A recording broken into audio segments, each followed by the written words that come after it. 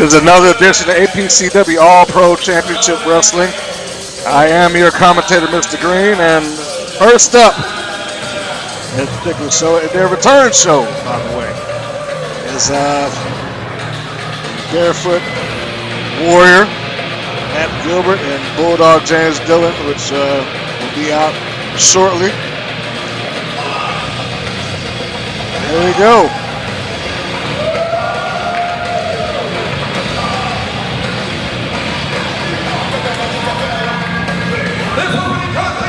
This show is going to be riddled with a lot of returning faces that have been in APCW over the years and new faces at that. And weighing in earlier today at 105 pounds, Matt Gilbert. Yes, Matt Gilbert, the Barefoot Badass. I guess I should say it properly.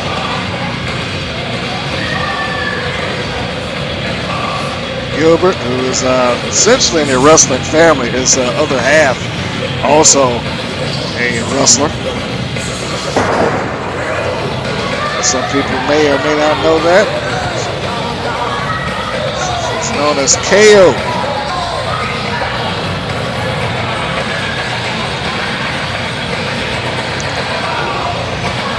Right now, the APCW favorite, James Dillon,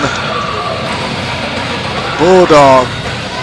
Lots of people have seen at APCW ring. He had most recently been on a tear trying to get to the APCW championship, or at least the contendership for that. At one point did win the #1 contendership and pretty much voluntarily gave that up because of the way that he won the position. And now he is trying to recapture that magic. I guess if it takes him starting from the bottom and working his way up to the top, then he will do that. Here he is, the ever popular Bulldog. For those that have been watching the APCW videos, you may notice that this is a new location for the All-Pro Championship Wrestling shows. This is taking place at Airway Christian Academy's gym, also in Douglasville. Pretty much in walking distance of the original location. If you are wondering where you can go to the shows, if you haven't been there yet, or if you're at the previous shows but just don't know what the new one is, you can actually go behind the armory, and there it is. Not far at all. Now says it's 15-minute time limit. It always amazes me that you have wrestlers that are able to come out and work inside, well, I shouldn't say inside of shoes, without shoes. I mean, I've seen a number of them do it over the years, but it is something. Especially if you walked around barefoot on any sort of hard surface, you understand what I'm talking about. It's not as easy as it is perceived.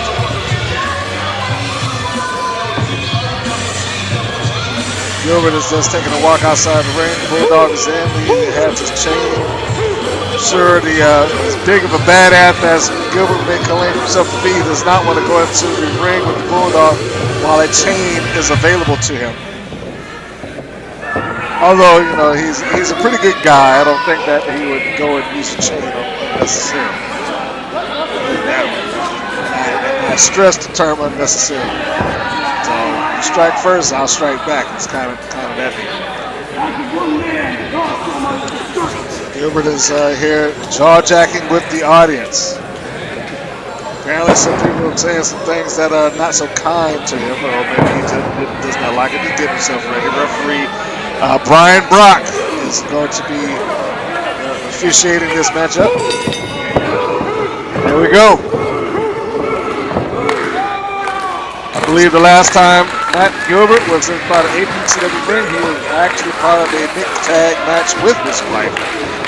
And may have been, I know Harlow was on the opposite side of that ring, and he might have been going against her and Terry Lawler. I could be getting some of the timeline mixed up here. But all of that to say that he's been there before. But that's neither here nor there. Let's go forward here. showing a little bit of strength. I mean, the guy's a little fireproof. You know, he really looks like he has powerful lower body, and that may be evident by the fact that he drove the Bulldog into the corner, but he doesn't want to get full of himself already. The Bulldog is not a lightweight when it comes to the power department. You see there's the lockup, there's a lot of strength being flexed between the two there, but it is this time the Bulldog forces him in, even with a little bit of a tussle there.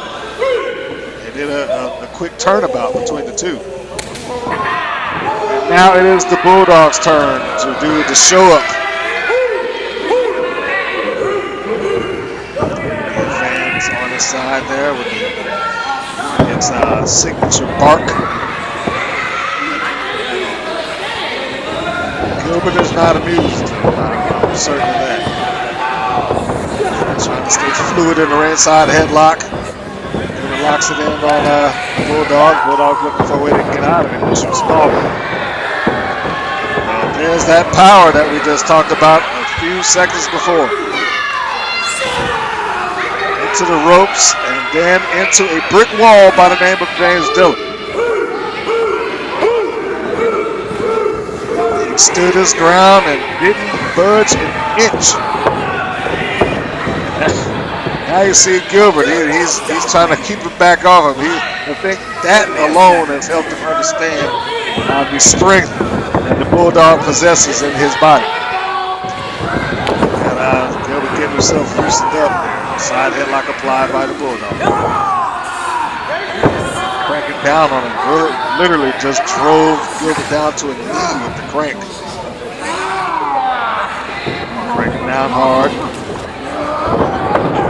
You can see, if you're looking close there, you can see that Gilbert was holding on to the shirt of James Dillon, trying to pull him back into the ropes, but it still wasn't enough. Dillon was able to hold on to that, that's it, side headlock. Now we got shots towards the ribs to shoot him off. Bulldog mows him down with a big shoulder block. Look at that. You can see Gilbert holding on to it. And again, a step ahead. When he went into it, just dropped down, grabbed a hold, and locked him up to it.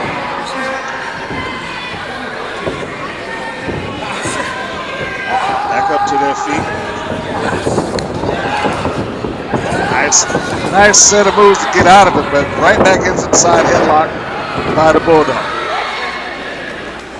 thought that might have been the start of the Barefoot Badass being able to work himself out into an advantageous position, but not quite. That would not be the case.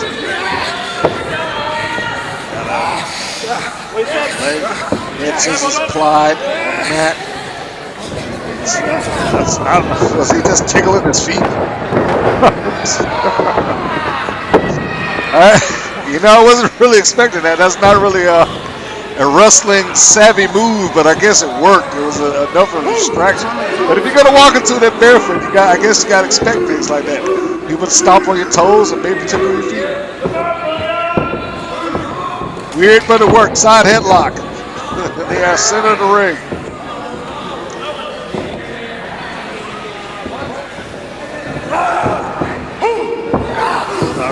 There we go.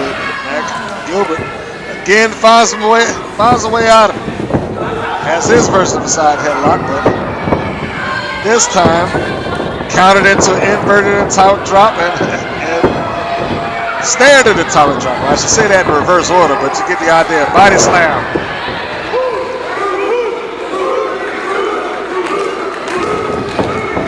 Still into the ropes. Going for a senton, but that was advertised. As is this leg drop. They both saw it coming. Bulldog into the ropes. Low clothesline. You can hear that smack over the cover. Out at the 2 is Matt Gilbert.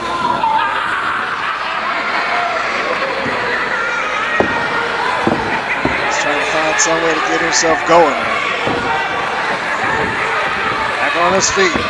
He's jawing with the fans. I don't know what this idea that he turn around and start talking to the fans in the middle of a match. All dragged by the Bulldog. Another body slam. plants him into the center of the ring, and Gilbert rolls out looking for a little bit of a reprieve, trying to get his breath out of it. He's out on the floor. The question is, will the Bulldog, he's going after them to some degree.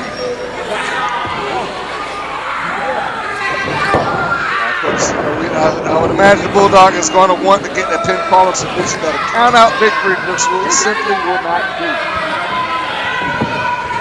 Although technically speaking, he could have won the match either way.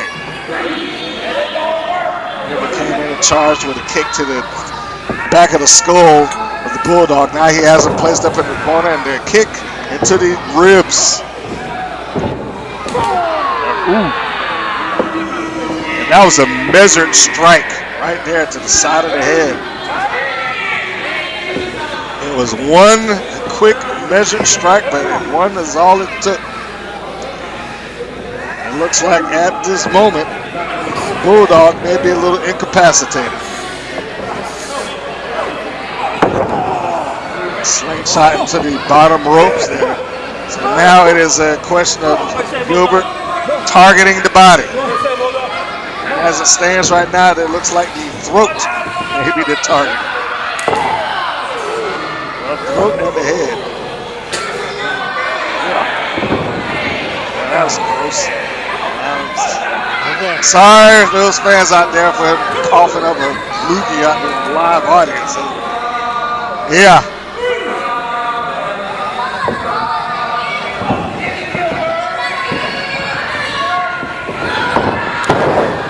Drop kick again, measuring him off.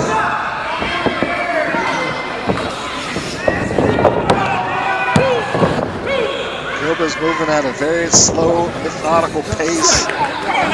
Browning, James, Dillon going for these right-handed shots. I don't know if that would be enough to keep the Bulldog down. We saw this man go through a war in previous matches against the likes of individuals like Sean Simmons and Pinarelli. So I don't think that he will go down easy. We got Gilbert sizing him up. What's he going to be preparing for? He's charging across the side. Charges right into a boot. The Bulldog saw him coming. Again, there's that advertising the move. Belly to belly. Gilbert down. Leg he took. Ouch.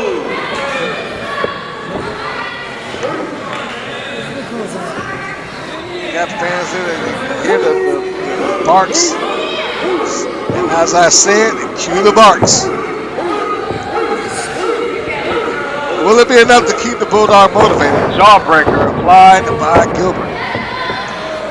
And whatever Gilbert may be thinking, he's going to have to get it going. Because you do not want to give Bulldog James Dillon any reprieve if you are intending to win. I stated earlier, I've seen this man go through some incredible punishment from some really punishing individuals. Certainly not to sell Gilbert short. He probably will join the likes of those guys. Across the ring, looked like he wanted to set Bulldog up for something, but James saw it coming, charged it with a clothesline. Now it comes back with a splash. Back to the other side, third time, maybe the charm. Another splash. It was the charm if you count for the fact that it might set up for one last big move. This is his target. Cannonball. That's Cannonball. Gilbert in the corner. Pull him out. Might be a little close to the rope here. 1, 2. Even as close as he was, give credit where credit is due. He might not like it. He certainly was gross earlier, hawking up a loogie at the audience. But he still had enough strength to kick out. Imagine, it looks like the wheels are turning with the Bulldog, trying to find out or figure out what I can do to end this. Up to his feet, sort of. Until he close down with the feel that. Oh, and a cutter. Cutter from nowhere. As he hit, he perfectly placed cutter. Hit did not go for the cover immediately. That might have been the flaw there. Seemingly so impressed with his handiwork that he did not even bother to lay a body part on top of the Bulldog, which would have constituted a pin. He's trying to get himself together. See the Bulldog trying to shake it off. Get himself together. Let's go. Spine buster on the Bulldog. Places Matt Gilbert down. A little bit of a delay on his pin as well. Right shoulder comes off of the mat. There will be no pin following that spine buster. 5 minutes remaining in the match. 5 minutes remaining in the match. Just got the official announcement. 5 minutes remaining in the match. These guys are going to have to accelerate the game plan, and that DDT may have been a piece to that puzzle. Going for the cover. 1, 2. The Bulldog got the left shoulder, but now you got Gilbert acting out of desperation, just trying his best to hold the body down, but it's not enough. The effort was there. Bulldog still has something left in him, and he just slapped the back of the Bulldog. Did Gilbert. I don't think that would be enough to put him down for a pin. I think that's just out of frustration and anger right there. Taking a step outside onto the apron, making the climb to the top rope. The Bulldog's able to stop that. But whatever it is that he was attempting to do, it's been cut short. And now he's just hanging out on the top like a laundry. And as the Bulldogs turn, the double chops to the back.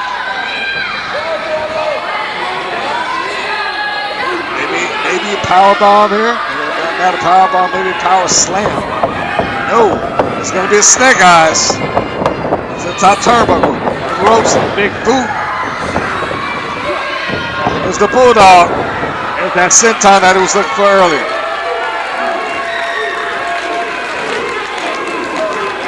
This could be the break.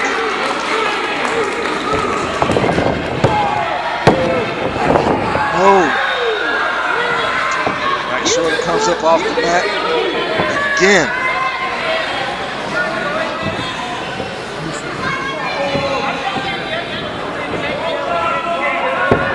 These guys, neither one of them are looking to go down easy. Leaping left kick right to the temple. Drops the Bulldog, but how many times can you say it? He wasn't able to go for the cover. He might have stunned him enough to get a pinfall, but he just wasn't able to do it.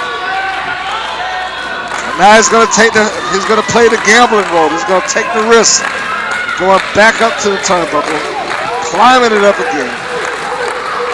Will that be enough? Will he hit the mark? Off the top, frog splash. It was great form, but no contact. He's up and he's groggy. And now there's the Bulldog sizing him up. Clutch bomb, perhaps. Got him out of the Cobra clutch stance and dropped him on the mat. And now he's keeping it applied and going for it. It's almost a modified cross face.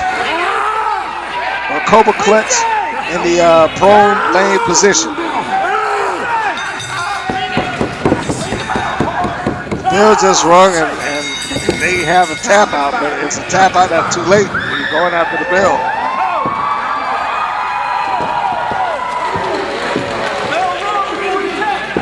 He's saying that he won, but the referee is declaring otherwise. Brian Brock is saying, hey, look, he's pointing up to the top too. He's pointing where the timekeepers are.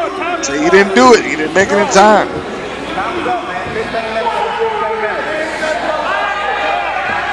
But if there's ever a tradition in these southern states of wrestling, it's the old 5 more minutes.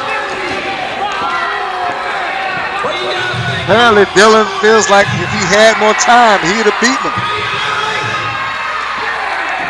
question is, will Gilbert agree to it? I mean, it's certainly their prerogative if the promotion is willing to allow them to do it.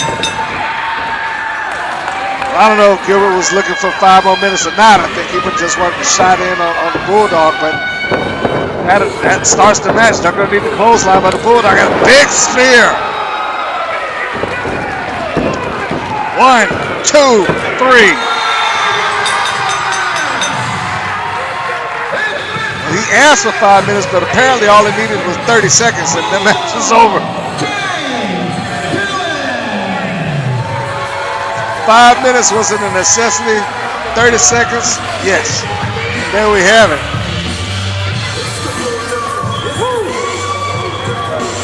That might have been the biggest mistake career-wise that Matt Gilbert may have done. He could have just walked away from this thing. On the record, it would have said a draw.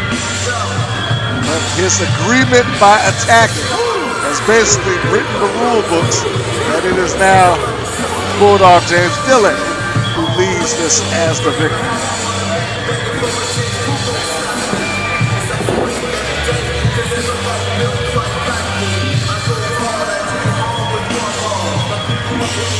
He's out.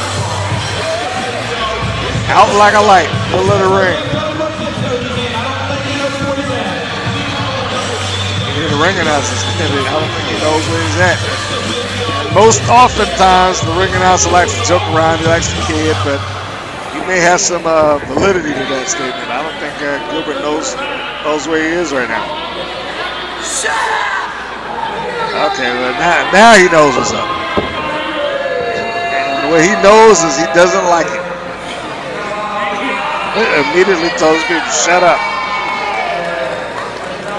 Maybe next time, Mr. Gilbert. Maybe next time.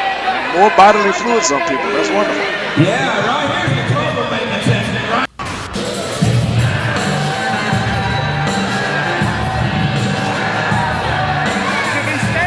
Our next match of the evening. You know, looking at this individual, Mr. Drew Game, come out here with a fur coat.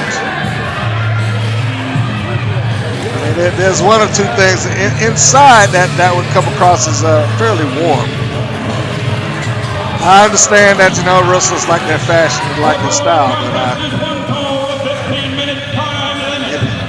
indoors that thing can be kind of hot, but unfortunately for him, he's not going to wear it for a lengthy period of time.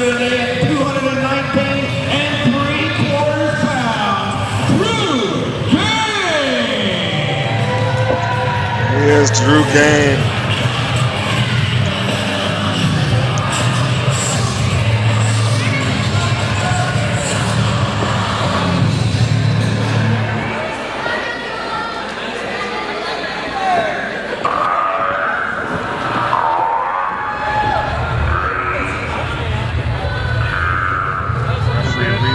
Checks there to ensure that the match will go fair, hopefully. Not hiding anything in his boots. As we prepare for the opponent of Mr. Game to make it ringside. Make it in the ring.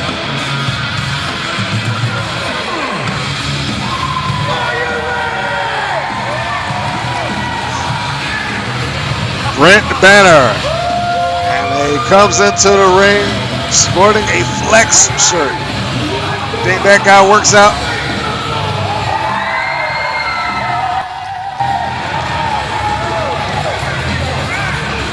He certainly looks the part. That's for sure.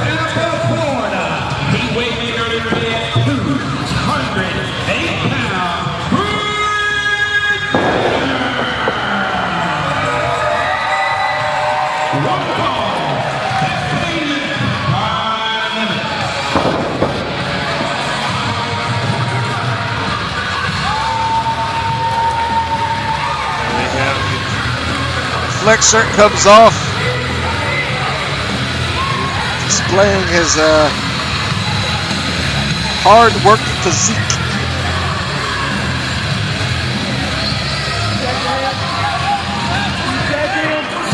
There you go. You can see him. He was pointing to Game over there in the corner.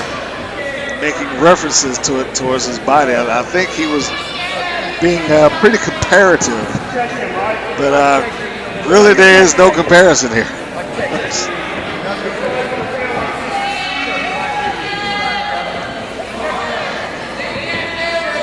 Reese is in the bell rung.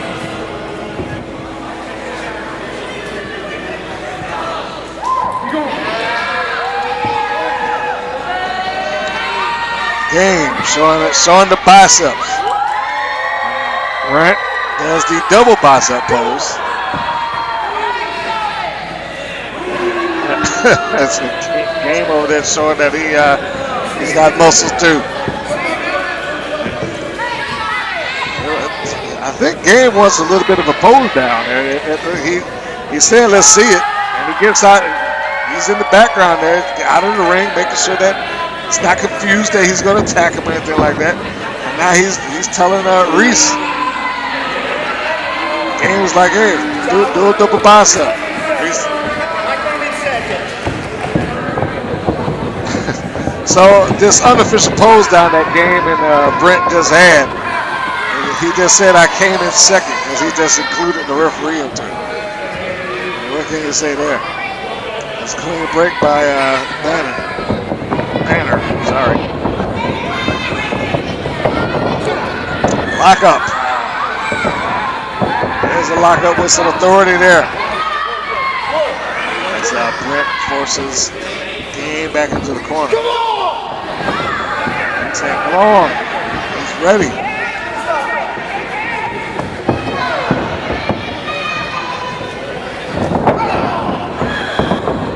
Belly. Met with a wrist lock.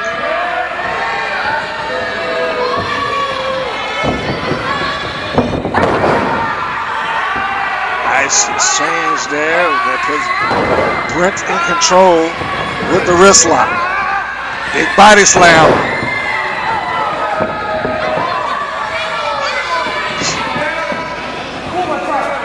Oh, yeah, here we go. We have to start that somewhere. So you pull my tights. Reese isn't here. True Game is trying to get some sort of psychological advantage over Brent Bannon and saying that he pulled my tights. Maybe so he can get the referee to second guess these advantages that Brent has, which are clearly the result of potentially superior strength. Oh.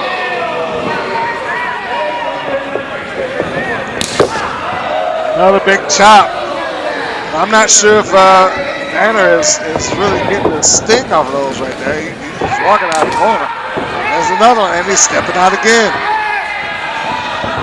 Probably gets a good sting, but it's not getting the effect that True Game wants. Now Banner with a chop of his own. And lingering sting puts True Game down from against the ropes. It's called a back body drop.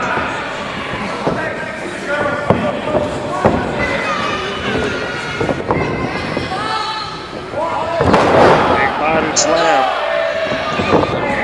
To the leg. Almost right before the one. You have to give Game credit there. He's not one to waste any time. Let's get out of this pinfall as soon as possible. Banner's up to the top rope. And a big high cross body. Two. Game still able to make the escape. Underhand. It's not catching it.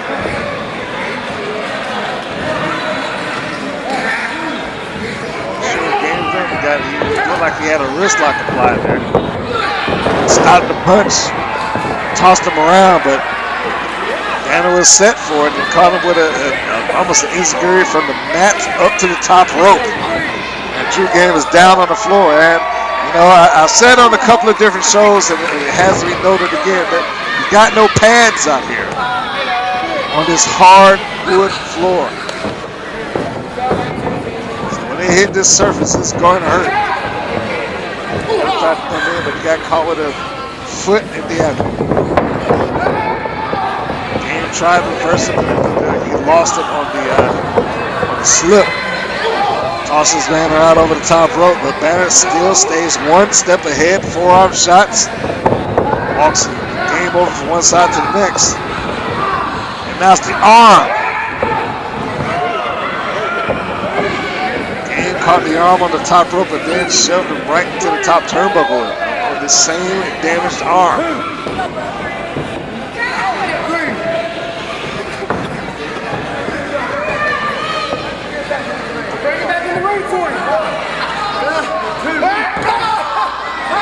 Again. Wearing out that arm. Back into the ring. Saw it earlier in the previous match. It slaps to the back. This time I think Game was slapping him on that damaged shoulder. Talk about a bullseye. Game is all over. Quite possibly, it may be the strategy here because the Game can neutralize some of that strength. He's been in the clutches of Brent Banner a couple of times already. He may have felt that strength and know that I don't want any part of that. If I could take out one of these arms, if I can get rid of some of that strength advantage that Banner has, that might put the match in my favor. And again, he's found creative ways, using the top rope, using the middle rope, slamming it on the mat. He's done a number of different ways to hurt the arm. He heard him right there. He said, I know the rules, and he's showing it. He's breaking before the 5. He's targeting with everything he's got. He did it with a headbutt, did it with a kick. And it's all over him right now, and there's an arm bar. And surprisingly enough, I know most cases we don't see a lot of submissions off of that, at least not in recent years. But with the punishment that he's been dishing out onto him right now, he may be able to get a submission. Banner does have something to say about that, but also Drew Game is quick and able to counter it by using the hair.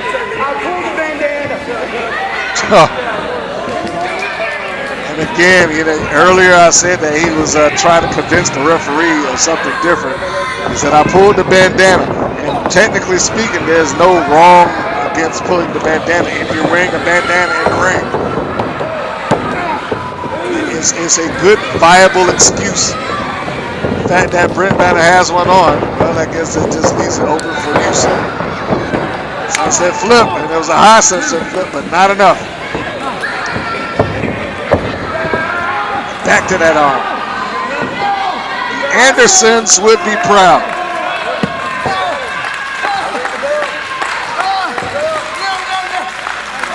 You hear him now. Listen to that. He said, you want the bell? He said, no. But how much more can he take? How much more could he possibly be able to sit through and deal with this punishment? He's trying his best to hold him still, but Banner's fighting out of 2.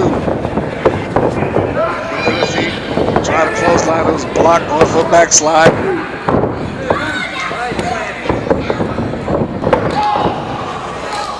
Tried charging him, the Game caught him immediately. Oh, and I was not expecting that.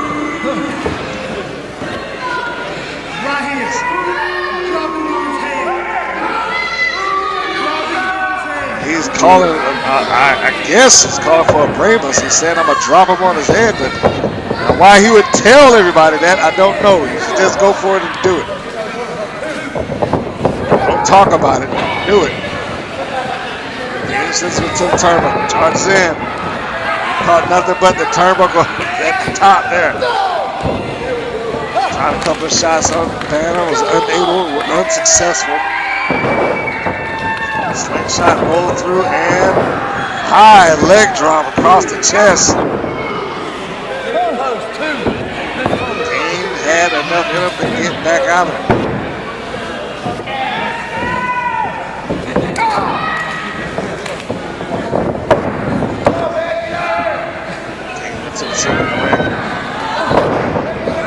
It looked like a suplex attempt. That's all it was, the attempt reversal. Now that's come off into a deep shot. A corkscrew neck break, I should call it. 18 seconds.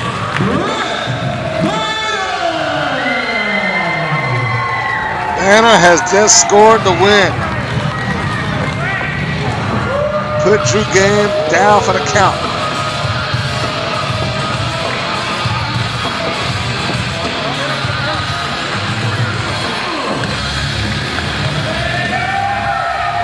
Danner is soaking up. You can see he's still holding on to that arm, soaking up the adulation of the crowd. Games out. Even though Drew Game was game for this particular match, it was not enough, unfortunately for him. Shoulders hurt, the arms hurt, but he is the victor. There's your winner of the match.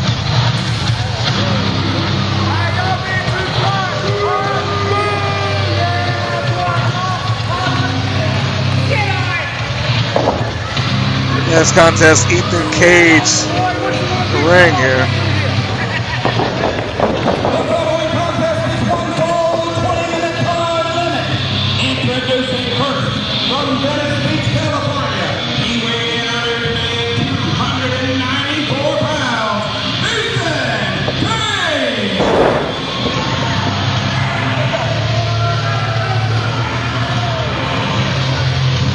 I've seen this match on paper, and I will say that maybe with the exception of the main event of the evening, it is the most physically lopsided match that we have on this show. Styles are completely different. So it'll be interesting to see how this kind of shakes out between the two. We got Ethan Cage and Nathan Wilde. You know, the illustration of everything I'm talking about will come up in just a moment once Wilde comes through the curtain.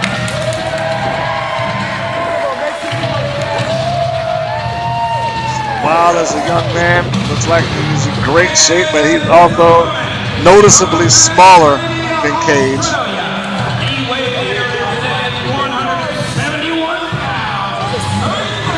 I know that his style, for the most part, neutralizes things of that nature.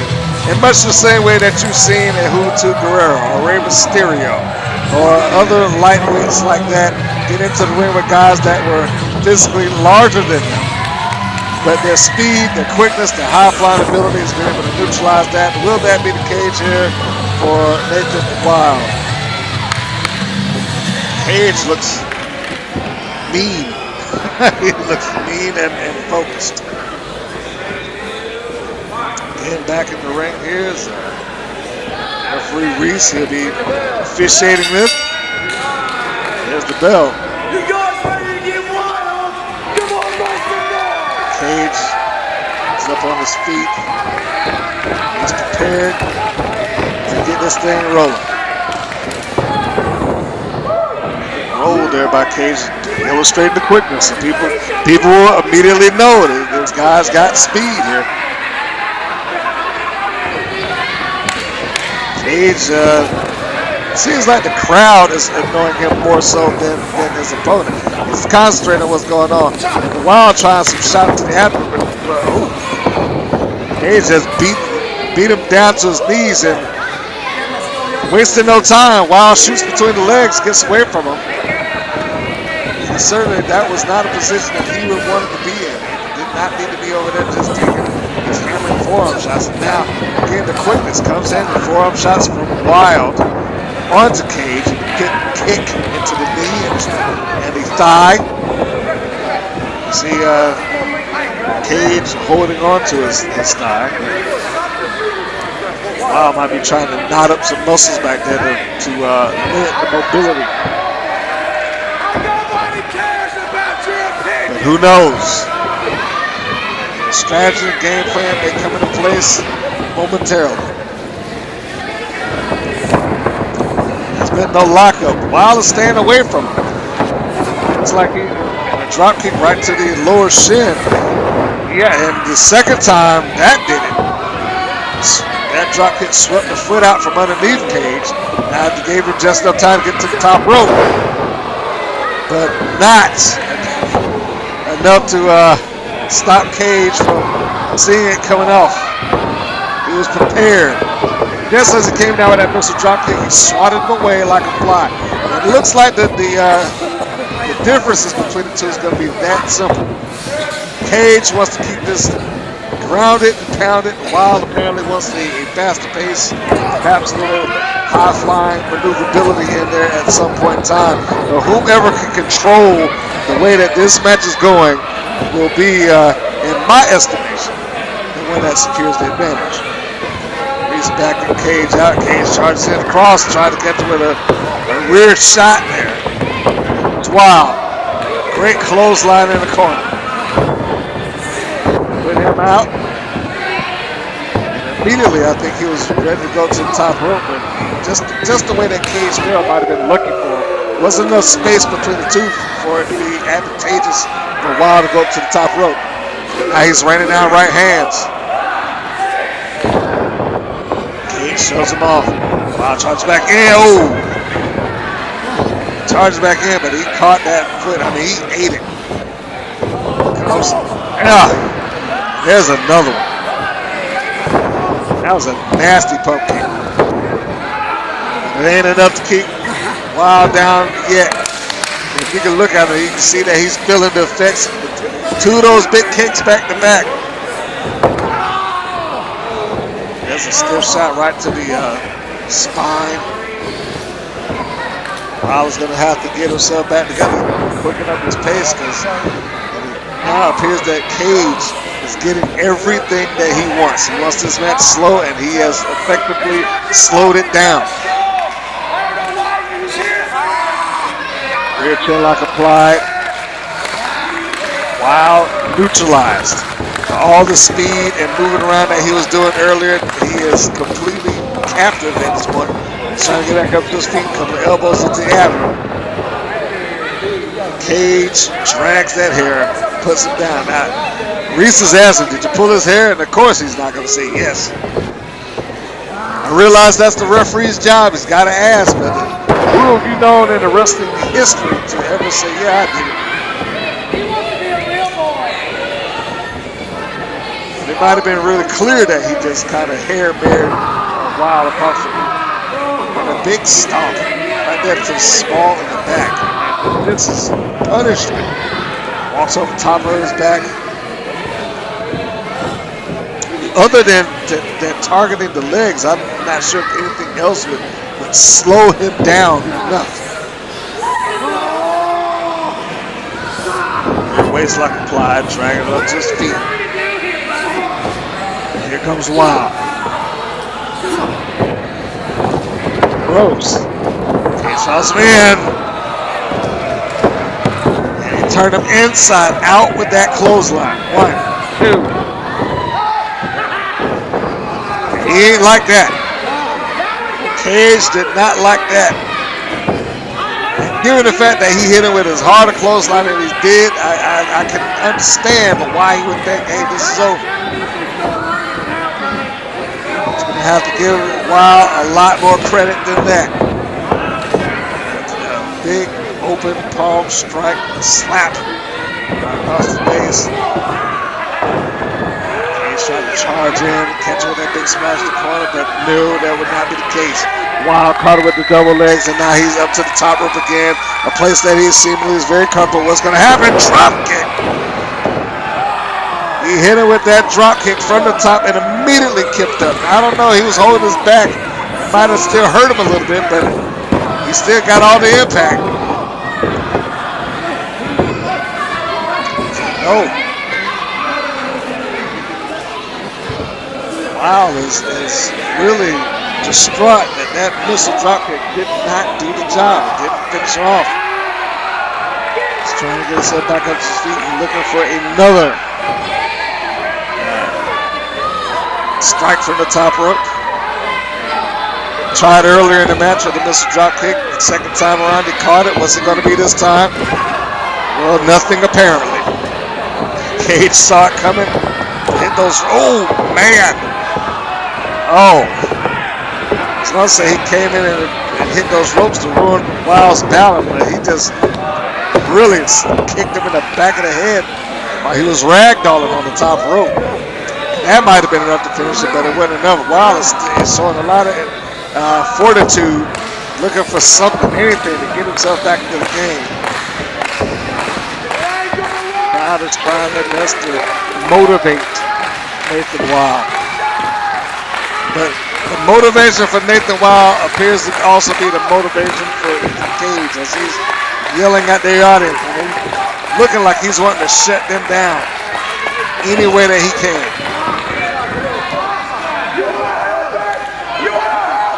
Yeah, listen to him. You want to help him. And all this resulting in is him throwing cross shots across the chest and kicking on the ropes and caught him in the throat. I'm not sure if the applause or the attempt to motivate Wilde helped him at all. Looks like it hurt him. And going for it once again, charges across the ring, looking for a big boot. Wilde's able to get out of the corner and block.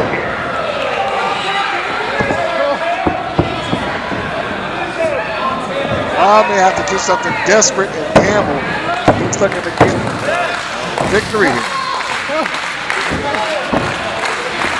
Got the crowd back on its side. What's it going to be, kid? What's it going to be? The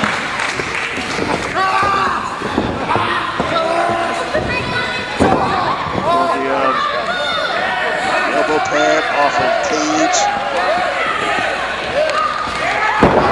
Lit like a springboard moonsault from the top, out of the corner. 1, 2. Sean Cage still had enough to break free. That pin and contempt.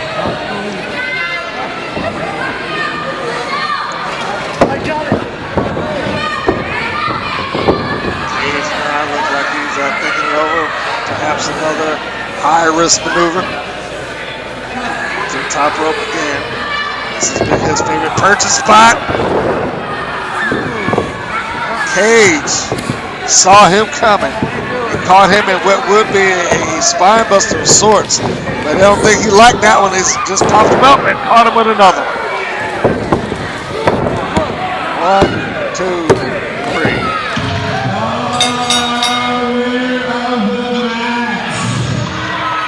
In 12 minutes, 41 seconds,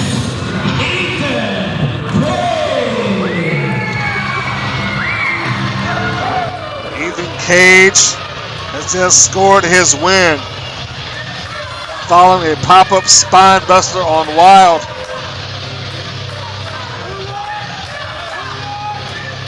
Clearly, Cage is not concerned about the well-being or the wants or desires of the audience that came to this APCW show tonight. Just look and just kicked it completely unnecessary. Just shoved Wilde out of the ring.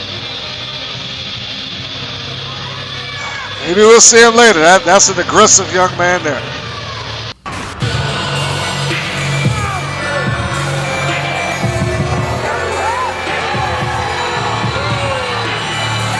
We are up to the semi-main event of the evening. Sean Sims and Elrod Campbell, who in this incarnation we will call Angel's Army. As Sims escorts the lady up to the top, up to the ring apron, and I use the term lady loosely, so that she can be quite upsetting for many members of the audience of the APCW crowd, but Angel does not seem to concern herself with whether she is liked or not. Oftentimes she's called a crybaby.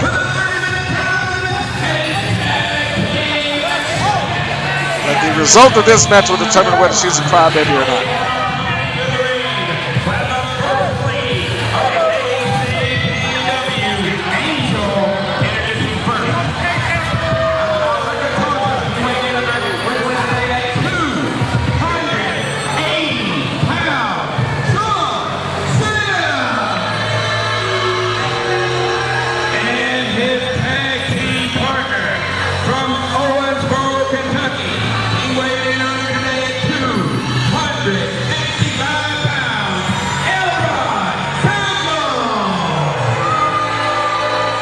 Elrod Campbell and Sean Sims have reunited in recent months under the guidance of Angel. And I guess according to his shirt, it's Mr. Campbell to you. And quite possibly to be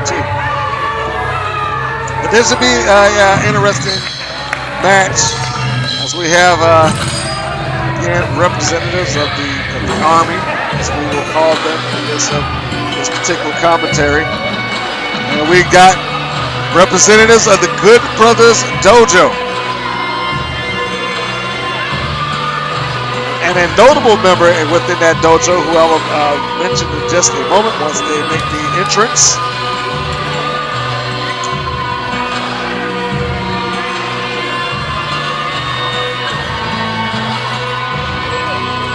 Here we go.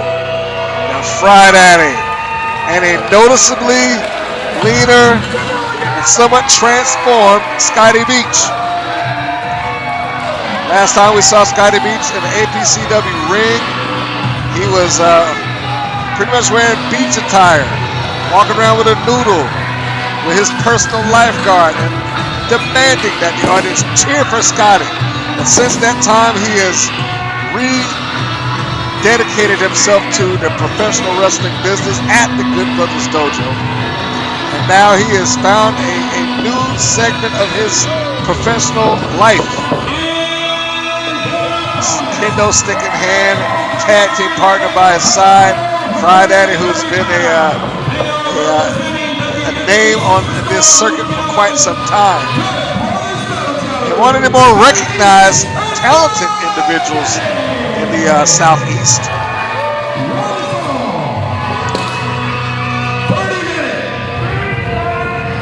I did mention already that you saw the kendo stick out here, and now Army has Angel. Kendo stick will be the equalizer. There's a little bit of a too sweet action for the camera, and everybody out there that's watching. Good Brothers, who some people would consider an offshoot of Bullet Club, likes to use the too sweet quite often. There we go. There's rock, paper, scissors. Determine who's going to lead this thing off. The Good Brothers representatives. On the other side, we got Mr. Campbell. Now this is a interesting matchup. It probably contrasts the styles. We have some the large individuals there with Sean Sims and Elrod Campbell. And arguably the stronger of the teams, I would think, would be Campbell and Sims. But again, one of the real standouts in the Southeast of the last few years or so would be Friday. So I'm not sure if the strength factor would play a major part there. The guys put together, so let's not sell him short on the strength department. Brian Brock is the referee. As I'm talking about strength, you see, look, Campbell just kind of chucks him. Maybe not the definition you're looking for, but the strength is there.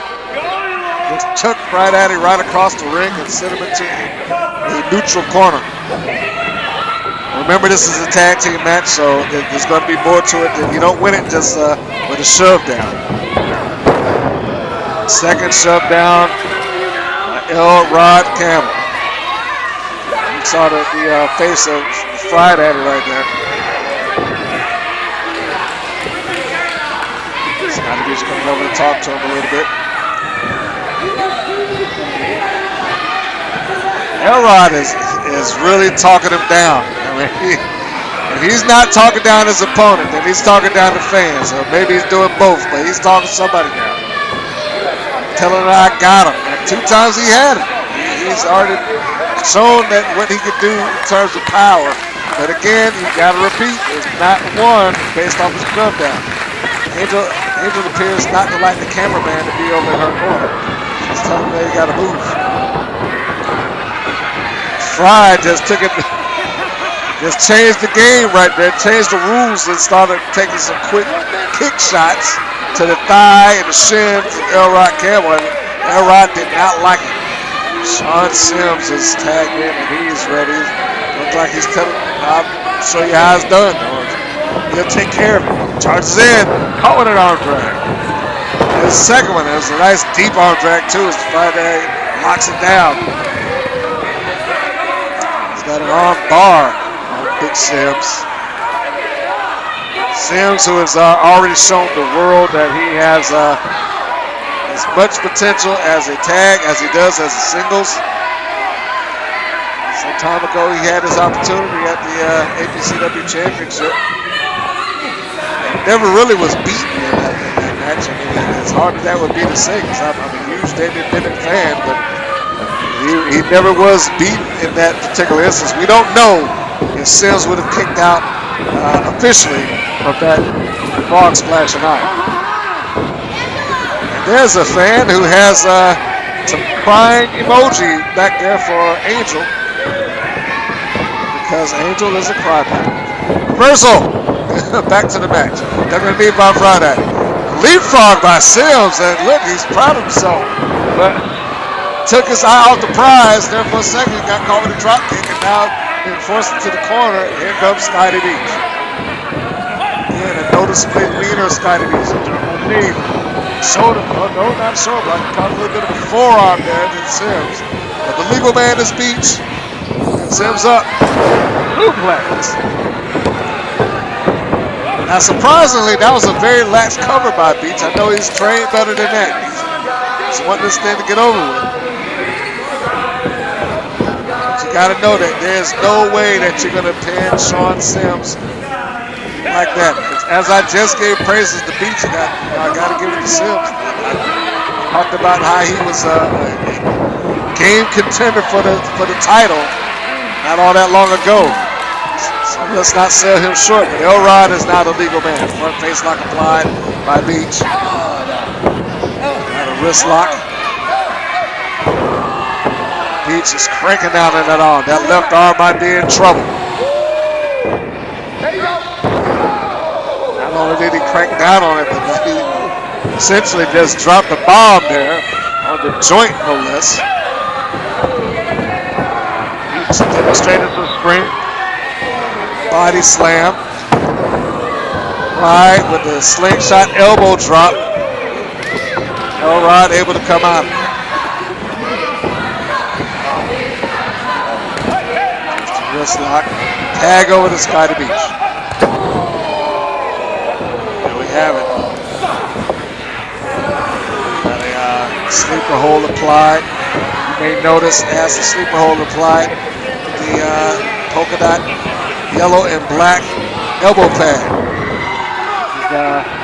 Noticeably in the industry as a sign of tribute to Dusty Rhodes, whatever incarnation you prefer, the American Dream or the Common Man.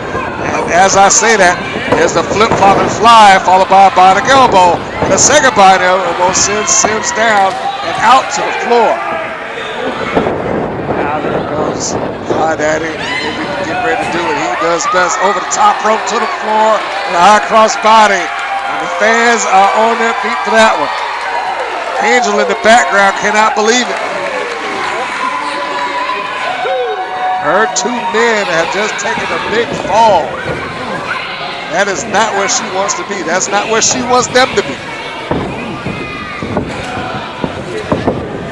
That in control. There's a tag. There's great tags going on by. We'll just call them the Good Brothers in this particular outing. To apply a name to the team.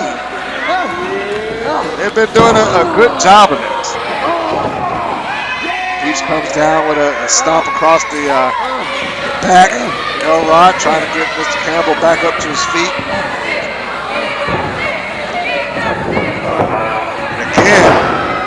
Well, not just a body slam, it was a power slam this time.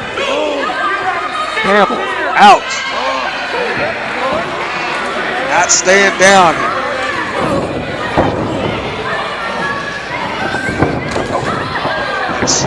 Sims tried to offset Beach there. Oh! Well, ultimately that may have worked. I was going to say Sims tried to offset it, but Beach absorbed that kick and took a shot at Sean Sims, but it did turn and distract him long enough. He caught with that Uranage slam. Tag. Sims now. Beach in the shoulder. forearm shot. Nice smacking of it, but Beach isn't going to sit for that. He may be fighting from underneath, but he's still fighting. He's trying to get underneath the legs, but Sean Sims hooks the waist. Drops down to keep Scotty from making that tag, that all-important tag that he needed at that particular instance. Scotty Beach is potentially in trouble here, and a blatant choke. There's a real blatant choke going on there by Sims, but of course he is smart enough to break it before the 5 count, although he is not concerned with the rules there. Now you're going from one choke in the middle of the ring to a choke on top rope on the inside to a choke on the second rope from the outside. Catching it from all sides.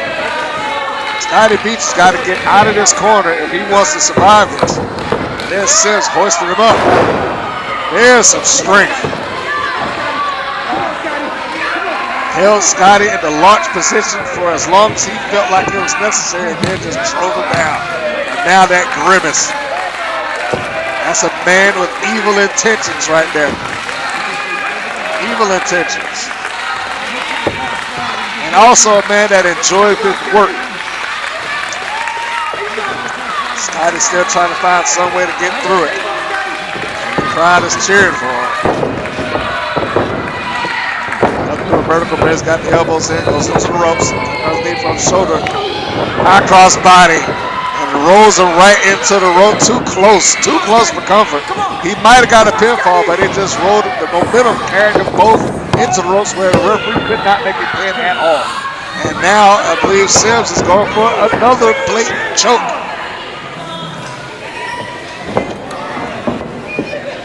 How many times is he going to get away with that? I mean, you would think Brock would be able to step in there and say something by now. But Sean is working the rules so hard. Double elbows. There's Elrod going for that cover. But immediately Beach, to his credit, gets that left shoulder up off the mat to where that pinfall was going to be broken up immediately, and Elrod still drawing out with the fans for a suplex, and he suplexed him with perfection.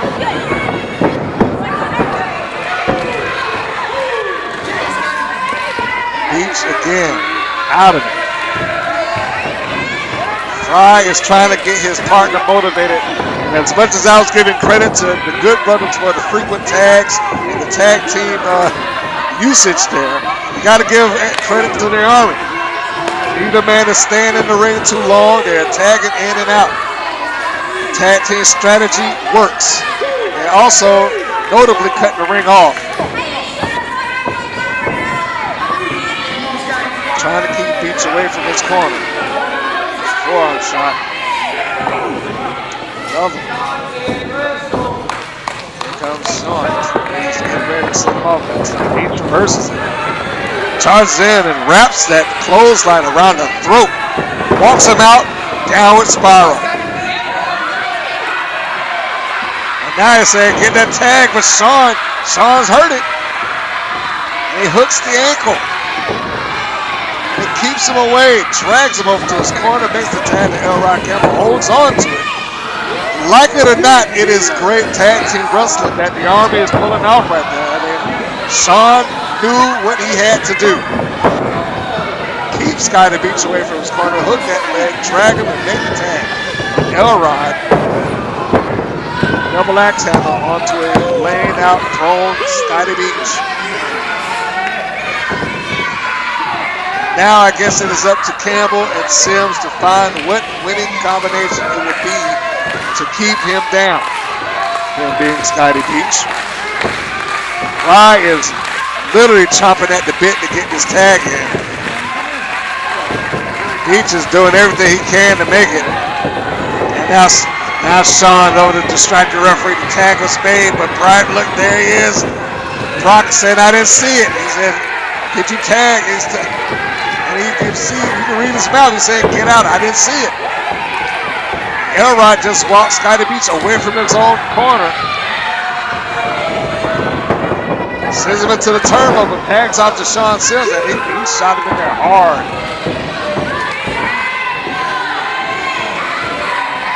Angel must be incredibly pleased right now. launch position again. He just finds himself up there probably more often than he would like.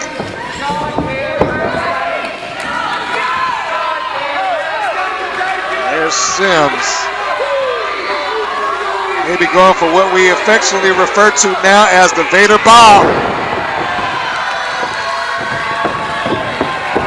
He went for the Vader Bomb, but he didn't get it. Come on, Scotty. This may be the opportunity that's looking for. Fry is he's jumping up and down. He's like a caged animal over there, waiting to get out.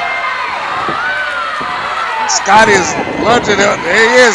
The roll through next to tag, and now Fry is in. Double sledgehammer sends Elrod down to the mat. He is waiting. That shot might have been a little bit tougher than he thought. It took Elrod a second to get back up to his feet. A big splash, high elevation, led out with a Bulldog, and now Fry is in control. He's calling for it. What is he about to do here? Charles off to the ropes. Little dab do you. Elbow drop. Goes for the cover. Sean immediately goes in and stops that. Scotty sees it, charges in. The rules be damned. And okay, and now you see, I don't know if you caught that down in the corner, but Angel just took Scotty Beach's kendo stick. Fry sees him. Elrod, rather than use it on him, he changes direction. He hit the mat. He tossed it over to Friday. And that's all the ref saw. All he saw was the kendo stick and right at his hand, and he heard the noise. Sean and Scotty out on the outside. Sean did just enough to prevent Friday from not being caught.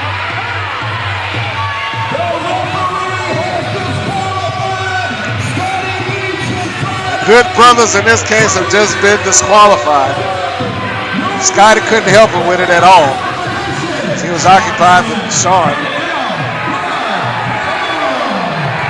So Elrod and Sims now pick up the victory. And I guess at this point the match is over and they got nothing to lose, so he takes a shot at Elrod and took a swipe at the rest of them.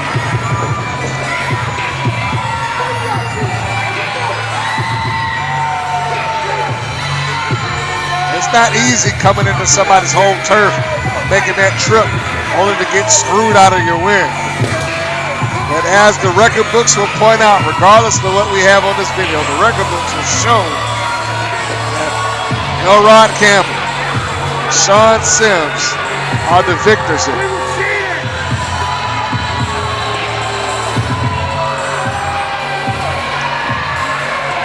The audience is not too happy about that. In fact, they're not happy about this at all.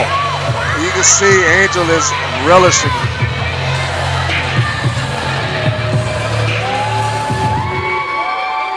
And there they go. Scotty Beach and the Fry Daddy. Fans are still appreciate their time coming out to APCW, still appreciate them. And again, too sweet for the audience. They still appreciate them giving their all. As I stated before, in the record books, on paper, it will say that Angel's Army won. But anybody that was here, anybody that's watching this, anybody that sees the video or some of us knows what happened behind the scenes there.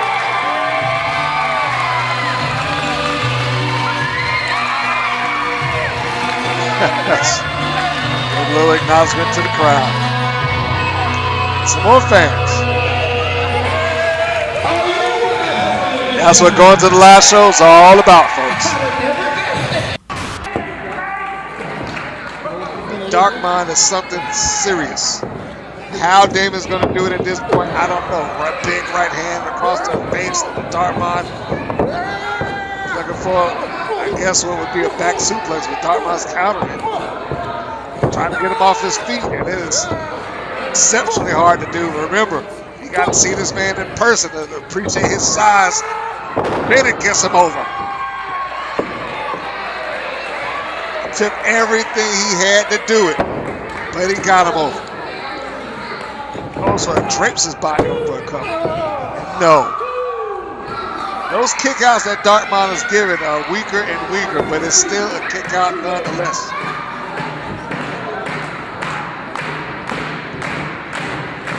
You got the crowd getting behind him, pushing Damien Bennett to get up, pushing him to fight harder. Will that be enough? Will they be able to will him on to a victory? He's used practically everything in his arsenal. Charges in, spear. He caught him good. Oh, if you didn't catch that, a foot on the rope. I was about to say that looked like a bad call by the referee, but no, he got a foot on the rope. Referee caught it. Good call by referee Brian Brock. Damon almost had him. He almost pinned the monster. No. Charges in, gets caught with the foot right in the face. Then wait a minute. 2, 3. Regardless, yes, Damien Bennett is still the champion. But the news here is that Darkmon has just pinned the champion. Looks like to me that Darkmon is pretty much declaring himself the champion. But whether that is not an official scene, folks. Darkmon did get the pinfall, but officially speaking, he is not the title holder. Gold. Gold. Gold! On April 21st, I'm coming for the gold! The Darkmon will be named! Let me start that over. On April 21st, in the debut of the brand new building, is where the Darkmon will be named the All-Pro Championship Wrestling Champion, Damien Bennett. I've exposed you for the fraud you are. Paper champion. All my monsters witness me pin your shoulders to the mat. 1, 2, 3. The last thing anyone saw in the Douglasville Armory. And the first thing they're going to witness on April 21st is the rise of a new era. Gold. Gold. Gold. On April 21st. Nobody's safe.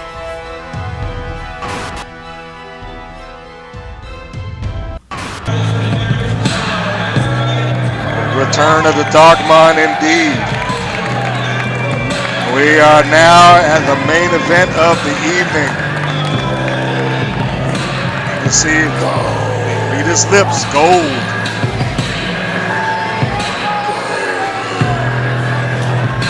Darkmon has made it explicitly clear that he is coming for the gold. And it's not often that you can say that somebody has earned this spot when you are dealing with an open contract type scenario. But in this particular case, Darkmon went in and he won against the APCW champion. He earned his position as the #1 contender.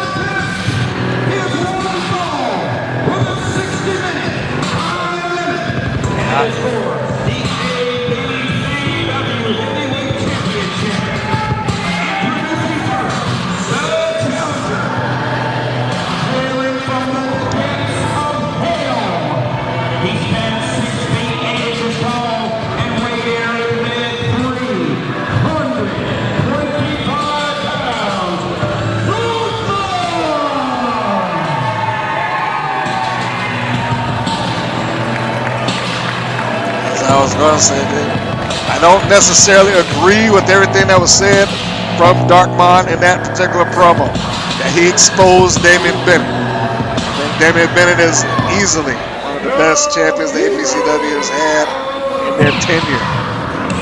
And one of the most skilled wrestlers I've ever seen. But unfortunately, in this scenario, the onus to win does fall on Bennett.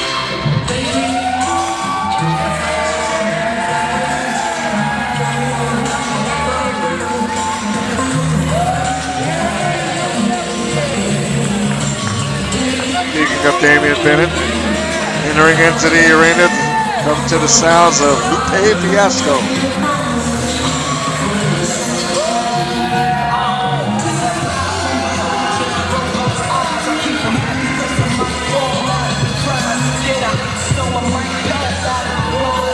Easily one of the most fan-favorited wrestlers I have seen. The man is beloved in APCW.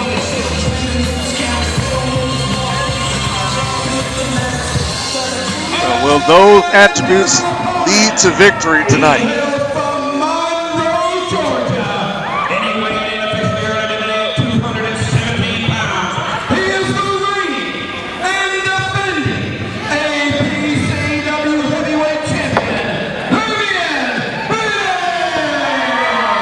I don't know if he caught it there, but referee Reese was doing everything in his power to push Darkmon back.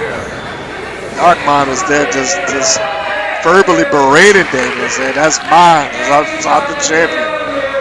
And I stated before all of the announcements were finished that the onus is on the champion here. That doesn't happen very often, but the champion in this particular instance walks into this match as the underdog. And the drop kick. And he's starting off hot. Forearm shots. I've said this maybe about one other person that I've covered in pro wrestling, but you gotta see Darkmon live to appreciate his size.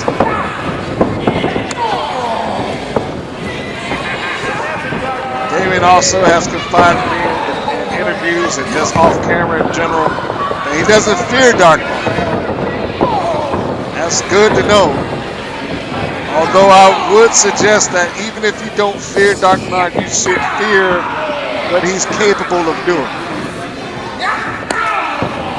It's not the question of whether or not you believe personally this man is a monster, and things of that nature. The problem there is that Darkmon believes it. That's enough. If he believes it, then it must be true.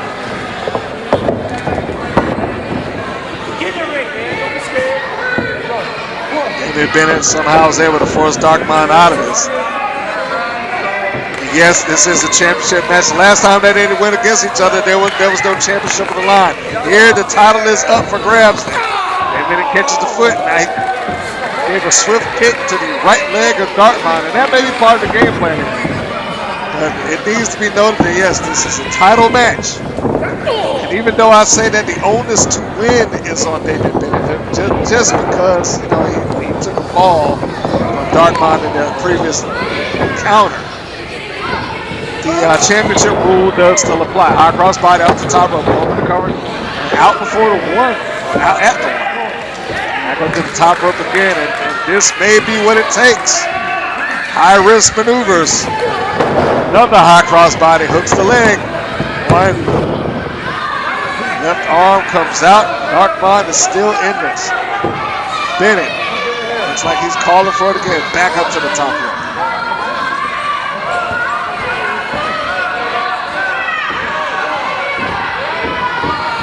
Out. No, I was going to say he got him again, but no, it looks like Darkmon was in control at that time. If I can use a monsoonism, Damien Bennett went to the well once too often, and now he's up in fiber's carrying position. And gutbuster, and Darkmon is now on. It was move after move after move that Damien Bennett provided, but it took one big one from Darkmon to change the momentum of that.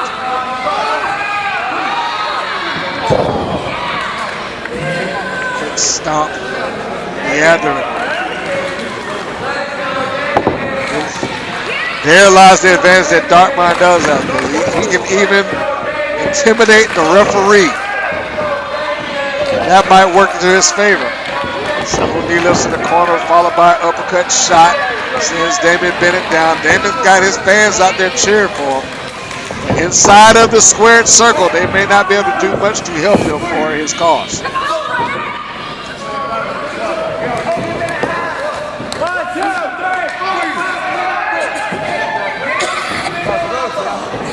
Down on the ropes.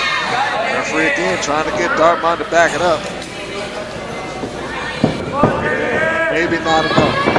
It's not there. Reverse bear hug on the mat. He's got it locked around the ribs and the abdominals. Damien Bennett, he could conceivably get a submission here. Or tap out, or he might get him to pass on it. He can take the air away. Here's a good maneuver by Darkmon. Neutralizes the speed. Neutralizes Damien Bennett's ability to even begin to try to out-wrestle. That is what Bennett is going to have to rely on, or try to rely on. He has a superb technical repertoire. Will it be enough? Elbows into the back of the head of Darkmon, forces the release. Big right hand. They're going to need that clothesline. They're going to need the elbow. But he did not miss the knee lift into the guts. It's the same location that he just had a reverse barrel applied. And now Darkmon coming off the ropes, senton bomb. And back up again, second senton. Those ribs are being the target here. And a kick out. Nobody said that Damien Bennett did not have heart or guts or the ability or the fortitude to keep fighting. That's what it's going to take, him to keep fighting.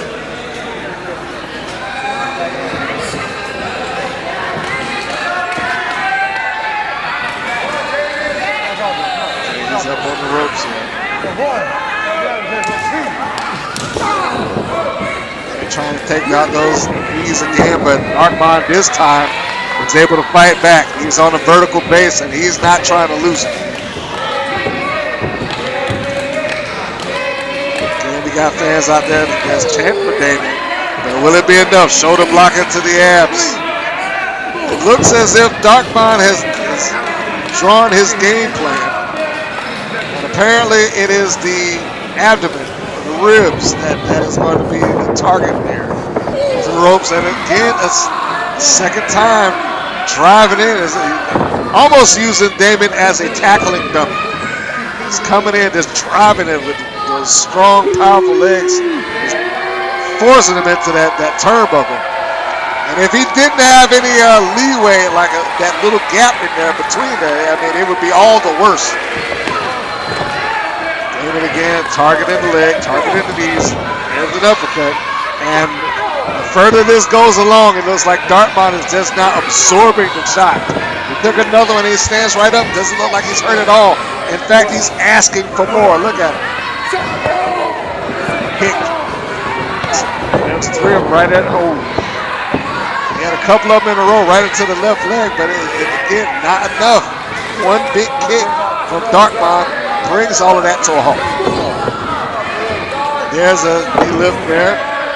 Now the Darkmon, now he's talking to the fans, telling them what he thinks of them. And he's going to apparently end all of this stuff, end whatever it is for, end whatever hope they have that Damien might survive it.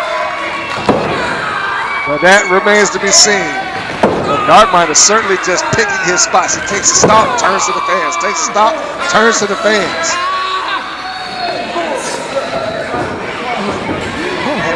Okay, and I was just talking about how he was turning to the fans. Now he's stepping outside, he's leaving Damien Bennett to go address the fans. And he's right up in the face of him. The referee has to remind him here.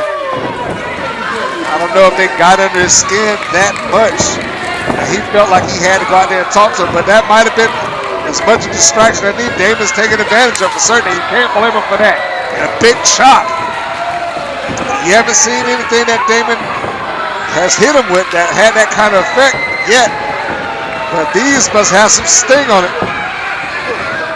It certainly has Darkmon's attention. Reversal. Look like he's taking it into a abdominal stretch. He saw him send him into the rope and brought him down for that. It's a little bit odd a maneuver for Darkmon. He's normally all power.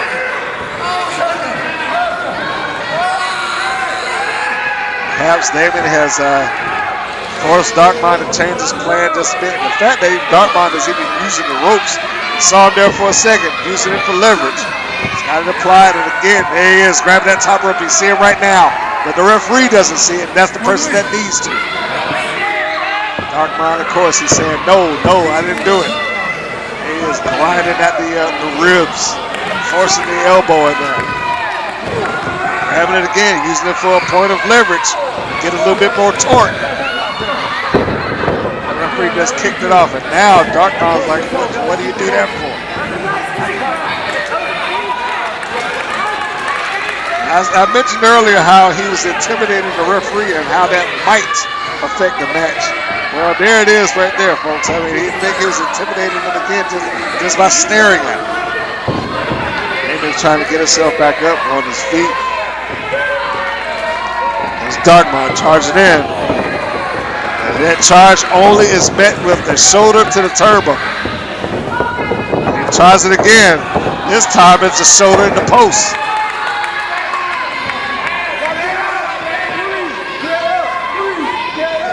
Will that be enough? Will that be enough to keep Damien Bennett in this fight?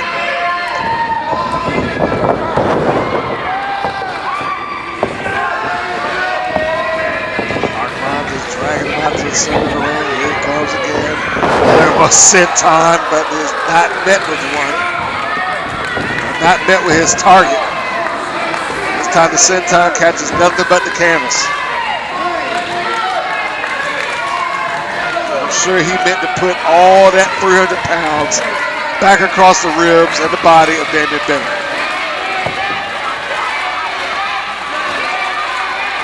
Fans are trying to get him back into it, trying to get him motivated. Will he be able? Will they be able? Uppercut.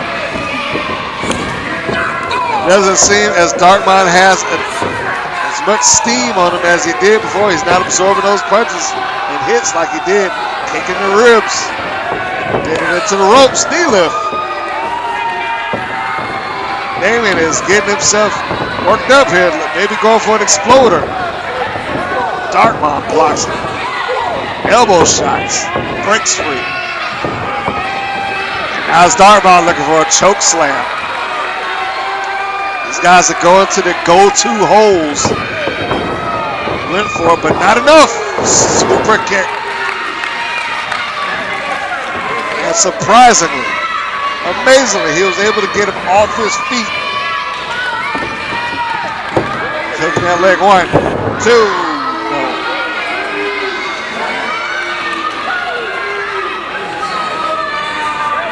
Reese saying that this match will continue. Darkmon is still in this. But this is maybe the best position that Damien has had him in. While Darkmon is on his back, that near 7 feet that he has will not come into play.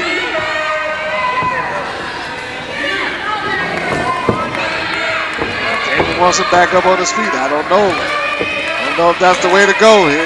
Damien gets looking at him again. He sizes him up. And again, I think the attempt for this exploder suplex may come back to haunt him. Darkmon fought free. He just gave him a stiff shot in the mouth.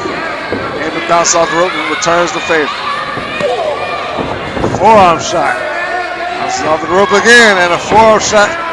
There's the return. Big, nasty chop. You can hear that thing sound off. Damien gives one, but this time Darkmon looks almost annoyed. Right hand. Sends Damien Bennett down to his knee. But back up to his feet again, and Darkmon's yelling at him. Said, said, what are you going to do? And he hits him with a drop kick, but he does not take him off his feet. And a drop kick by Darkmon.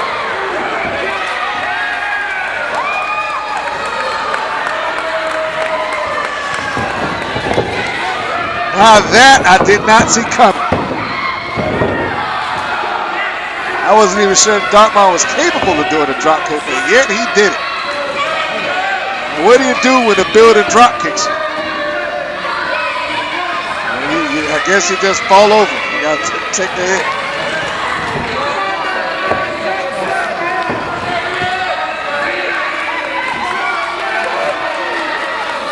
Darkmon is now up to his feet. Either asking for the praise of the audience or antagonizing the audience.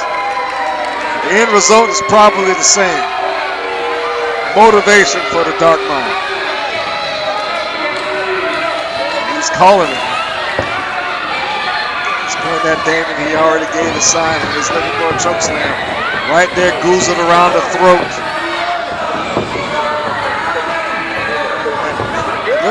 Damien looks like he's doing. He's cranking down on the Darkmon's thumb. That might have been it. Okay, it's not exploded, but it is a Uranage slam. And one of the few times that Bennett has been able to get Darkmon off of his feet. He found a reasonable counter, if not an illegal one, to get out of that choke slam. And he countered it. But what can you say? Your championship is on the line. You're in the main event. You're facing a monster, and you do what you have to do. You pull a fast one like that, then I guess you can go for it. Darkmon looks hurt. This is one of the few times in this match where he started to look like a human being. Bennett is now sizing up. Perhaps he feels that Darkmon is looking like a human being. And he's going to take advantage of it. Tries in for that charge. And I've seen this play out before. He gets caught with a foot, and he's going for the pin as the Darkmon. But this time, Reese sees the feet on the ropes. It would not be a stolen moment. Perhaps he saw the video from the last match, and he was prepared for it. But Darkmon was not going to get a fast one on him this go round. He's telling him, no, you cannot do it.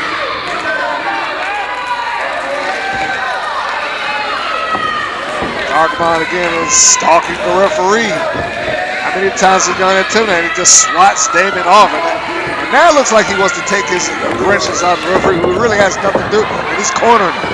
And he's looking like he's mad. Darkmon's caught by Damien Bennett. Looks like he has a rear waist lock applied, but tries Bennett into the turnbuckle. Fortunately for referee Reese, he's got the attention off of him now. The ropes. Pump kick right into the jaw. Their waist lock. So they go for a ripcord clothesline, but Darkmon stops that. But did not stop the neck breaker. Bennett realizes again, I have got him down. This is everywhere that he wants Darkmon to be. Get it up to the top rope. Fans are screaming. They knew what was coming, but he could not execute. Couldn't seal the deal. Darkmon knew what was coming, which is probably why he hurried to get those feet out from underneath Bennett. Right hand. That staggers the champion.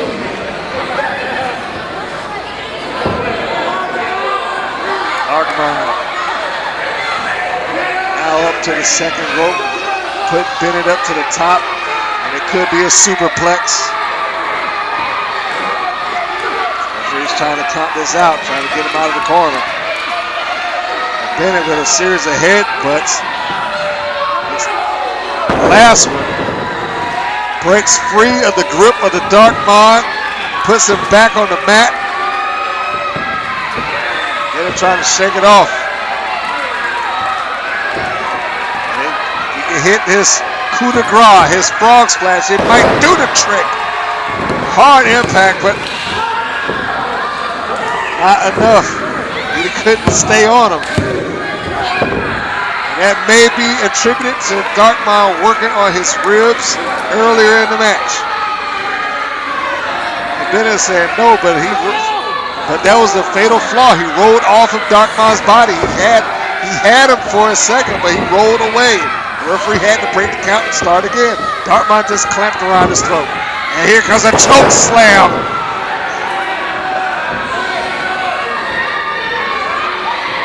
That is a choke slam with authority. Reese is now checking on him. Damien Bennett at this point is a limp noodle.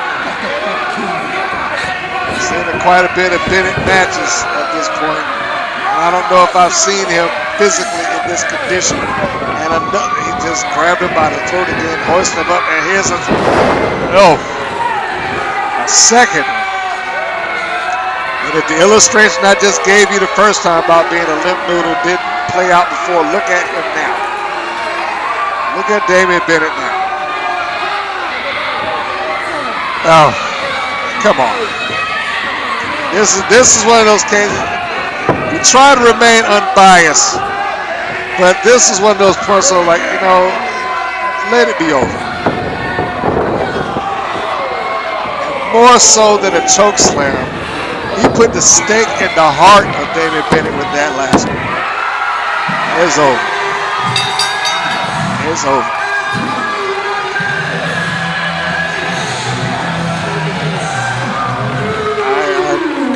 Not even know how to relate that.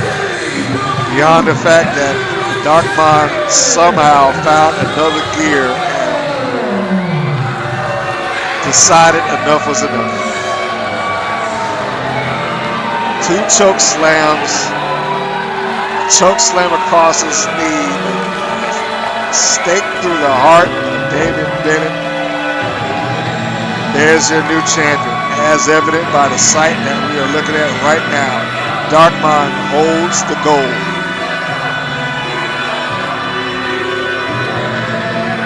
They're booing him, but it doesn't change anything.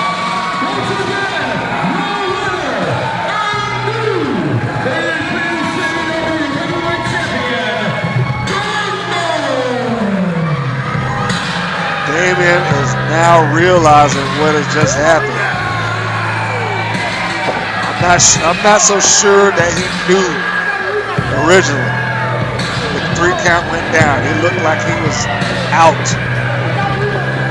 And the referee is trying to hold him back for his own good. Now, even Darkmon looks like there's a little bit of surprise on his face.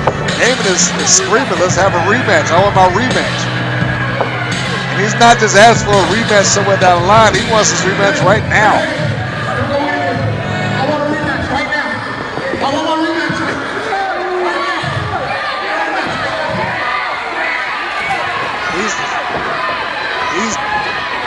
Almost in a state of desperation. He's pleading. He wants his rematch right now. He's trying to. Got wrestlers coming out of the locker room. Both referees. Referee Reese is saying, "Get out of here." And it's admirable that Damien still is willing to fight after all he just went through. After the physical punishment that he just took, that he is still willing to fight. He's screaming it. I want it right now. He doesn't even want to wait. And I would say that he cannot possibly be in physical condition enough to get in there against Darkmon right now. This is all emotion talking. It is not logic. Darkmon just walks away. He just walks away.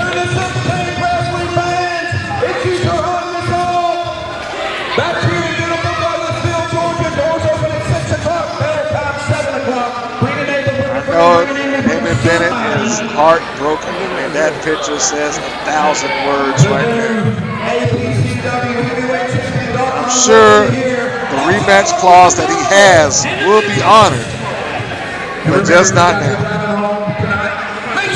Your winner, new APCW champion, Darkmon.